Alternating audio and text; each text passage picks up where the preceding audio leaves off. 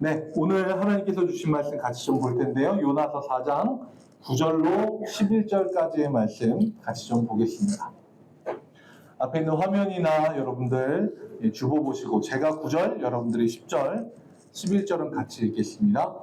하나님이 요나에게 이르시되 내가 이 박넝쿨로 말미암아 성내는 것이 어찌 옳으냐 하시니 그가 대답하되 내가 성내어 죽기까지 할지라도 옳으니이다 하니라.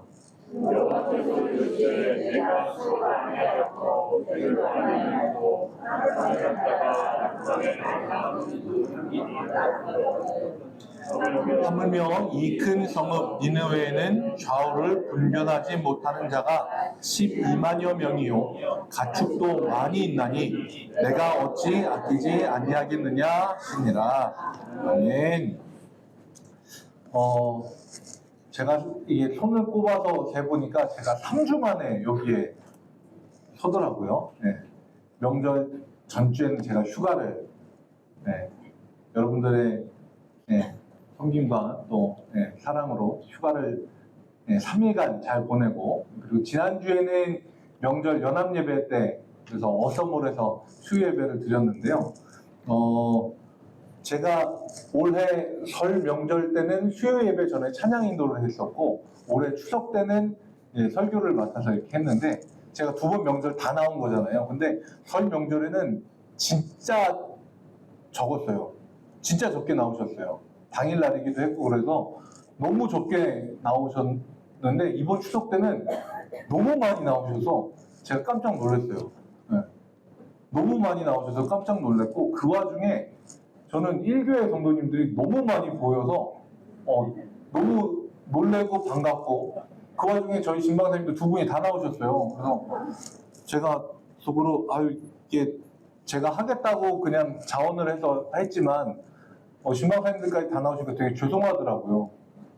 저 때문에 나오신 건 아니긴 하지만. 근데 어쨌든 저는 모르겠어요. 실제로 숫자를 이렇게 파악을 해봤을 때 1교회 성도님들이 막 많이 나왔다, 이건 아닐지 몰라도 제 눈에는 1교회 성도님들만 모여서 그런지 엄청 많아 보였어요. 전 그냥 그렇게 기억할래요. 네.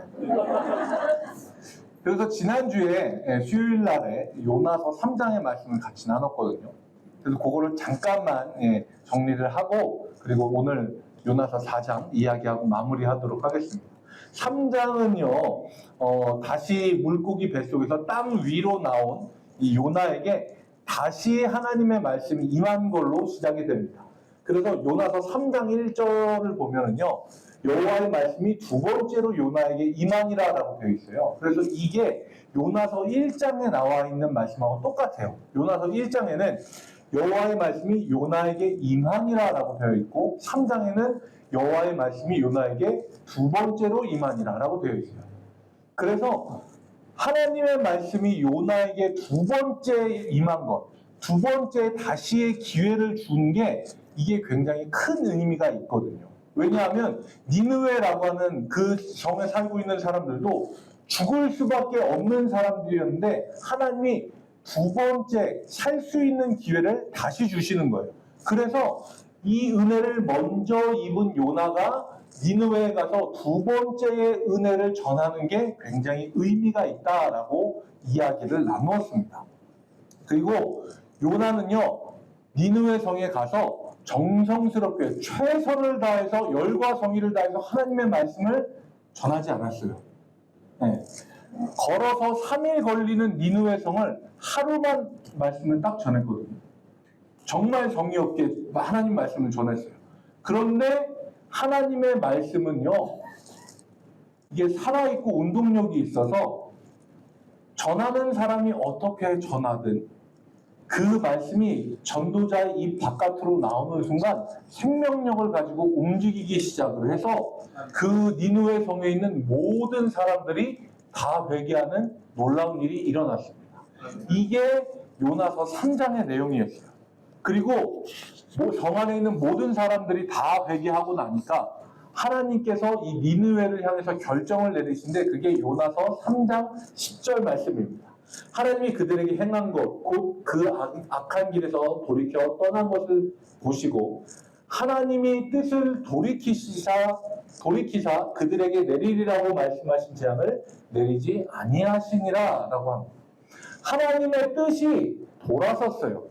멸망에서 구원으로 돌아섰습니다. 이걸 보면서요, 굉장히 중요한 깨달음이 이 가운데 있습니다. 하나님은요, 뜻하신 바를 반드시 이루시는 분이고 이루실 수 있는 분이에요. 그런데 중요한 거는요, 무엇이든지 다 이루실 수 있는 그 하나님이 우리와 상호작용을 하면서 결정을 내리시길 원한다는 거예요. 이게 굉장히 중요한데 다른 한편으로 생각하면 오해할 수 있는 여지도 있어요. 하나님은 결정을 내리시고 그걸 있는 그대로 다 하시는 분이에요. 그런데 그 결정을 내릴 때 우리의 반응과 상황을 보시고 결정을 내리신다는 거예요. 근데 이걸 오해하면 안 되는 게, 내가 마음먹으면 하나님의 뜻을 바꿀 수 있다든지, 혹은 하나님을 내가 원하는 대로 조종할 수 있다든지 이런 생각을 가지면 안 됩니다.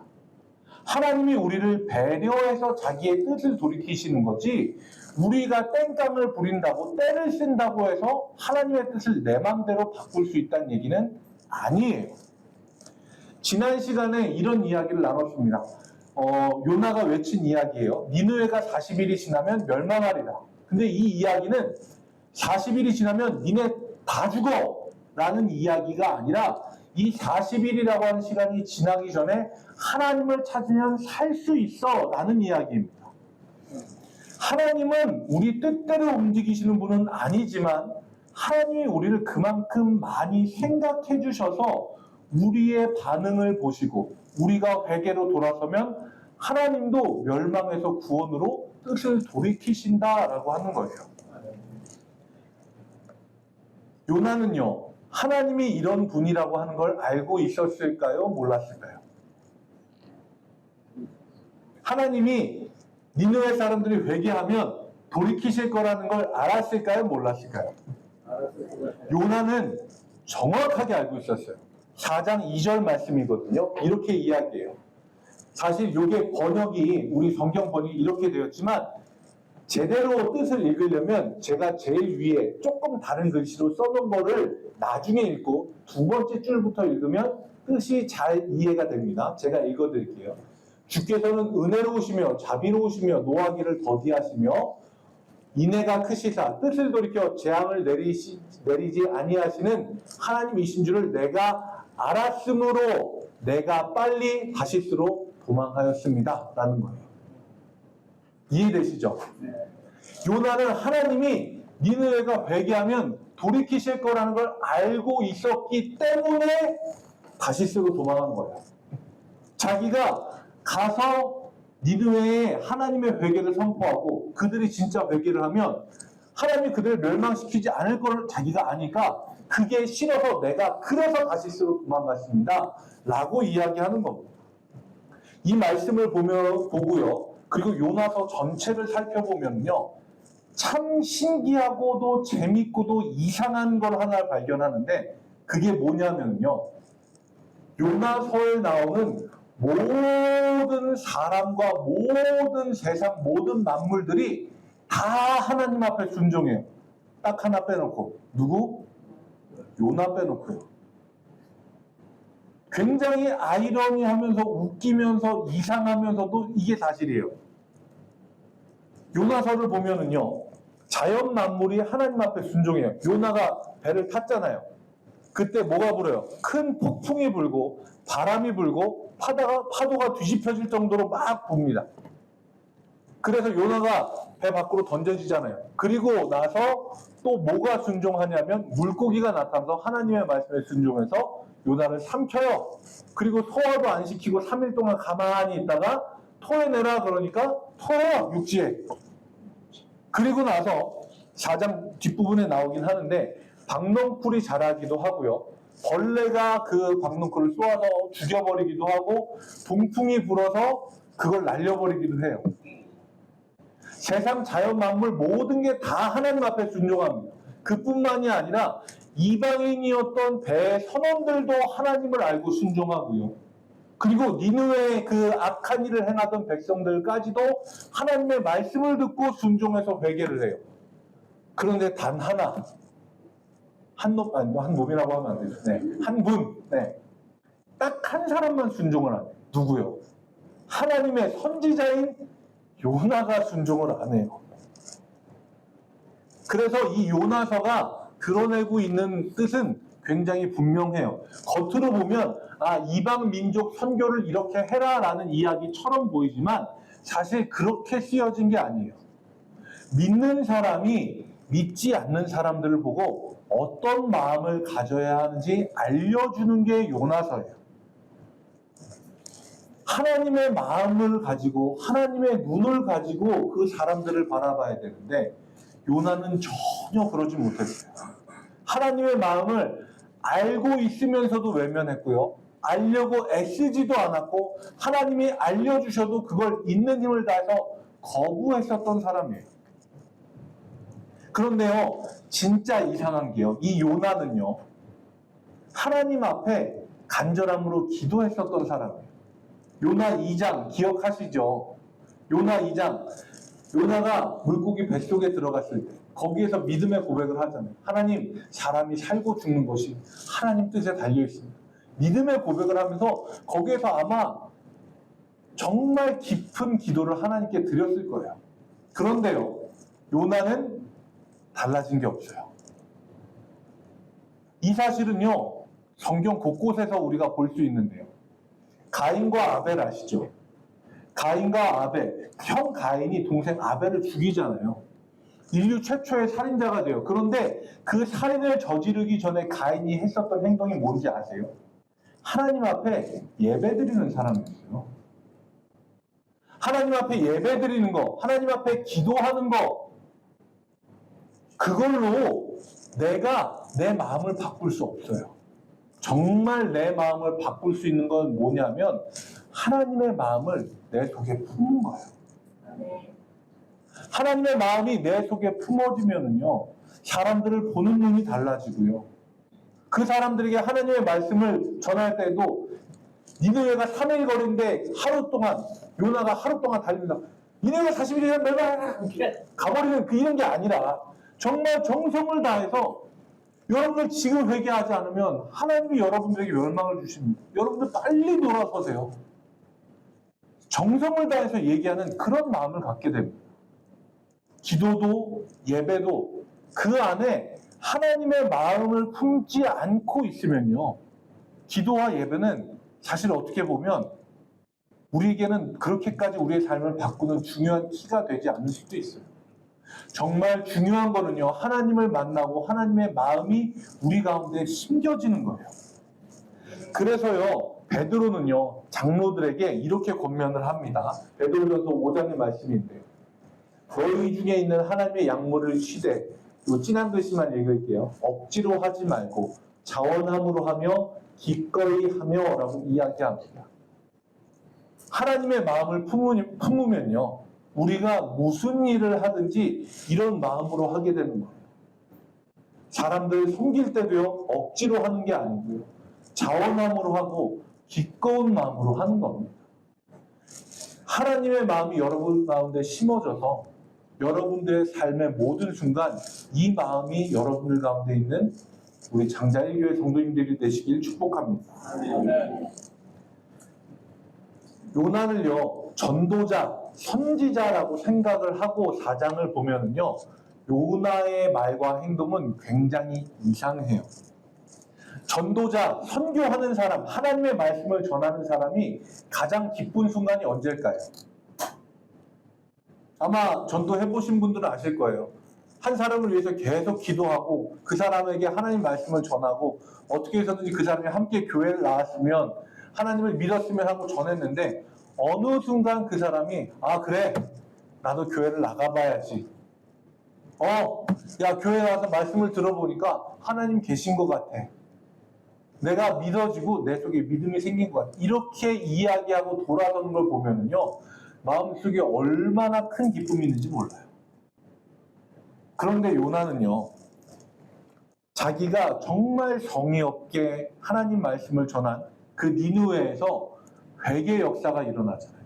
12만 명이나 되는 사람들이 하나님 앞에 옷을 찢고 머리에 재를 뿌리고 제 가운데 앉아서 회개하면서 하나님께 돌아오는 역사가 일어났어요. 한 사람이 12만 명을 전도했다고요. 그런데 그 엄청난 전도의 결과물 앞에 요나는요, 너무너무 싫어해요. 너무너무 싫어해요.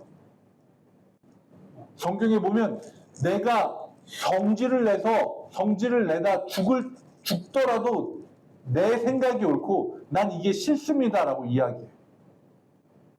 어떻게 사람이 이럴까요? 이걸 가지고요, 티모시 켈러라고 하는 미국의 목사님이 이렇게 이야기해요. 이게 요나 신드롬, 다른 말로는 오늘 설교의 제목인 요나 증후군이에요. 하나님의 부르심을 받았으면서도 자기 입맛대로 하나님을 부리려고 하고 하나님을 자기 뜻대로 움직이고 행동해 주길 바라는 신앙인들의 증후군적인 마음이 있는데 그게 요나 신드롬, 요나 증후군이라고 이야기를 합니다. 제가 요나 1장을 이야기하면서 말씀을 드렸었어요. 요나가 니느웨에 가서 하나님 말씀을 전하기 싫어했던 이유. 뭐라고요? 그 니느웨가 원수의 나라이기 때문에 그들이 싹 다 죽어 없어졌으면 좋겠다라는 마음 때문에 그들은 하나님의 말씀을 들을 이유도 없고 구원받을 자격도 없고 그들에게는 구원의 기회조차 주어져서는 안 된다라고 생각한 게 요나의 마음이에요.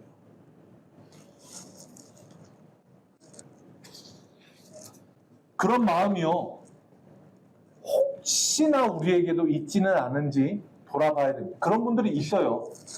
솔직하게 말씀드릴게요. 우리 교회는 아니고 저쪽에 어디게 알지 못하는 동네에 가면 알지 못하는 교회에 있는 어떤 분들이 그런 분들이 계시더라고요. 내가 하나님을 믿는데 내가 저 인간한테는 죽어도 전도 못해. 그 인간 너무 미워.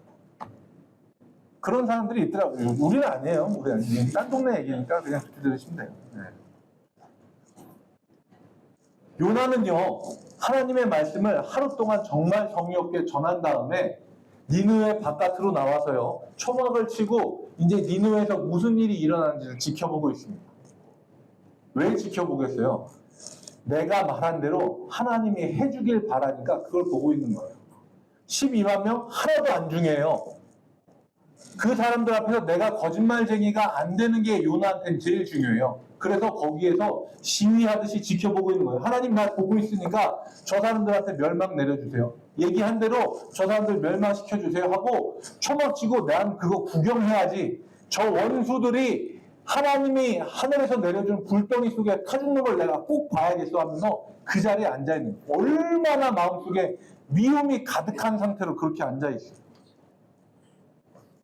전 이걸 보면서요, 신약 성경에 나오는 탕자 이야기가 생각이 났어요. 탕자 이야기랑 이 요나 이야기랑 인물의 그 행동이 조금 비슷한 게 있거든요. 탕자 이야기 잘 아시죠? 둘째가 이제 먼 나라 가서 아버지 유산 다 팔아먹고 돌아왔는데 아버지는 반겨주고 첫째는 흥 하고 있었던 요 이야기가 이제 성경에 나오는 탕자의 비유잖아요. 근데 거기서 나오는 첫째랑 이 요나랑 똑같은 거예요. 둘째가 아버지께로 돌아왔잖아요. 아버지는 기쁨으로 맞이했잖아요. 그런데 첫째는 무슨 생각을 가지고 있어요? 동생이 집에 무사히 살아서 돌아온 거 하나도 안 중요하고 동생한테는 잔치를 벌려주는데 아버지는 나한테 잔치 한 번도 벌려준 적 없어. 아 짜증나 이러고서 안 들어가고 있어요. 시위하는 거예요. 요나도요, 니느웨 12만 명이 하나님 앞에 돌아왔어요. 하나님이 기쁨으로 그들을 맞이해 주셨고 멸망을 유보시켜 주셨어요. 그런데 그 와중에 한 사람이 기뻐하지 않아요. 누구요? 요나요. 계속해서 시위하는 거예요. 거기에 안 들어가고 바깥에서 지켜보면서 하나님 약속한 멸망 내려주세요. 나 지켜보게. 이렇게 있는 거예요. 요나는요, 하나님의 마음을 조금도 알지 못했어요. 오히려 하나님이 니느웨를 용서하니까 견딜 수 없어서 이렇게 이야기합니다. 3절 말씀이에요.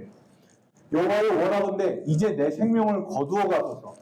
사는 것보다 죽는 것이 내게 나음이니이다 라고 이야기해요. 정말 완전 끝까지 간 이야기예요. 흔히 볼 수는 없지만 우리나라의 그 아침 시간을 장식하는 아침 드라마에 보면 막장 이야기들이 많이 나오잖아요. 거기서 보면 이제 단골 메뉴처럼 등장하는 게 내가 누구 딸이에요랑 뭐 내가 누구 아들이에요, 뭐 숨겨놓은 뭐 자식이, 이게 단골 메뉴로 하나가 나오고요. 단골 메뉴 2번이 있는데 이제 자식이 부모님한테 대드는 거예요. 이럴 거면 나를 왜 낳았어? 막 이러면 이제 부모님이 자식 뺨을 한테 딱 때린 다음에 놀래갖고 막 이게 눈이 막 흔들리면서 이게 부모님한테 못하는 소리가 없어 이렇게 얘기하면서 되게 당황하는, 요게 이제 고정적인 패턴이 두 개가 있거든요. 부모님 앞에서 자녀가 죽는다는 소리를 하는 거는 선을 넘어도 한참 넘은 이야기죠. 뺨을 맞아도 수백 대를 더 맞고 서비스로 한 2대 정도 더 맞아도 돼요. 이거는 할 이야기가 아니에요. 왜냐하면 생명을 주신 부모님 앞에서 자기 생명을 마음대로 주장하는 일이기 때문에 그렇습니다. 그런데 요나는요, 생명의 주인이신 하나님 앞에서 내 목숨을 가져가라고, 차라리 내가 죽는 게 낫다라고 바락바락 주장을 해요. 아마 성경에 안 나와 있는데 아마 소리도 질렀을 것 같아요. 죽여라 죽여라 하면서 그랬을 것 같아요. 근데 요나가요 되게 단순해요. 자기가 친 그 초막 앞에 밤사이에 박넝쿨이 샥 드리워지고 그늘이 생기니까 막 좋아합니다. 전날까지 죽여라 하다가 그늘이 싹 생기고 시원하니까 아 좋아요. 되게 단순해요. 먹을 거 줘도 좋아할 것 같아요. 그런데 하루가 지나고 다음날 새벽에 하나님이 벌레를 준비해서 박넝쿨을 갉아먹고 그리고 뜨거운 동풍이 불게 하셨어요. 그러니까 요나가 또 그래요. 나를 죽여라! 하나님 이럴 거면 나 죽이라고. 이 요나서 4장에요. 성내다, 노하다라고 하는 표현이 5번 나오는데 주어가 전부 다 요나예요. 하나님이 내가 이렇게 성내는 게 옳으냐라고 물어보시는데 거기에도 성내다, 내가. 그러니까 성내고 분노하는 건 죄다 요나 몫인 거예요. 세상에 하나님이 하시는 일에 분노하는 사람이 어디 있어? 라고 생각할 수는 있는데요. 생각외로 많은 사람들이 하나님이 하시는 일에 분노할 때가 많아요. 우리 얘기하는 거 아니고요. 성경에 보면 있어요. 누가복음 15장에 보면 예수님이 세리와 죄인들과 함께 한다고 바리새인과 서기관들이 분내면서 예수님께 이야기하거든요. 그리고 마태복음 20장에 포도원에서 일한 사람들의 비유가 나오는데 거기서도 새벽에 제일 먼저 와서 일했던 사람들이 가장 늦게 와서 일한 사람들이 똑같은 품삯을 받았을 때 분내면서 주인한테 따져요. 하나님이 하시는 일인데 분노로 대하는 사람들이 생각 외로 많습니다. 내가 원하는 결과나 받아들이기 힘든 일들을 만나면 하나님께 분노해요. 그런데 여기에 이 마음과 생각의 가장 깊은 곳에 보면 뭐가 있냐면요. 공로의 원리가 있어요. 공로의 원리. 이건 간단하게 생각하면 그거예요. 그동안 내가 한 게 있는데. 바리새인 서기관, 내가 그동안 하나님의 말씀을 어렵게 지켜가면서 지켜온 내 위치가 있는데 새벽부터 일한 일꾼들, 내가 새벽부터 와서 지금까지 땀 흘려서 일한 게 있는데 그런데 하나님은요 공로의 원리가 아니라 은혜의 원리를 우리에게 적용하세요.